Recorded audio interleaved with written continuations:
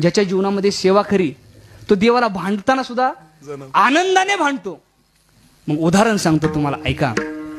स्वतः भगवान पंढरीश पांडुरंग परमात्मा जनाबाईकडे येत होता, दळण दळू लागत होता आणि मायबाप त्या ठिकाणी पितांबर राहिला आणि पितांबर राहिल्यावरती चोरीचा आळ आला. कोणावरती? जनाबाईवरती. सर्वांना ज्ञात आहे.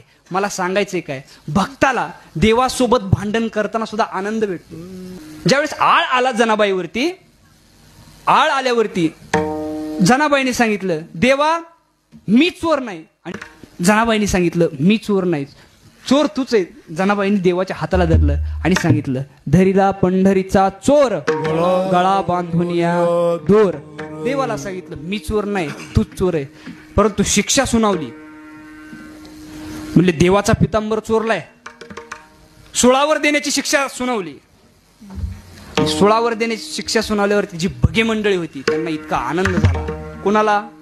भगे मंडळी. ही पारावर बसणारी जी गँग असते का, त्यांना भगे मंडळी म्हटलं जातं. त्यांना इतका आनंद झाला, म्हणले पहा आयुष्यभर भजन केलं, विठ्ठल विठ्ठल म्हणे, गौऱ्या विठ्ठल विठ्ठल बोलत होत्या आणि आज सुळावर जाण्याची वेळ आली. भगे मंडळींनी विचार केला आणि विचार केल्यावरती ही भगे मंडळी नेमकी म्हणजे जनाबाईलाच बोलत होत्या असं नाही. आत्ताचे पण महाराज मंडळींना बोलतात. कोण? भगे मंडळी. ही पारावर बसणारी गँगला इकित्र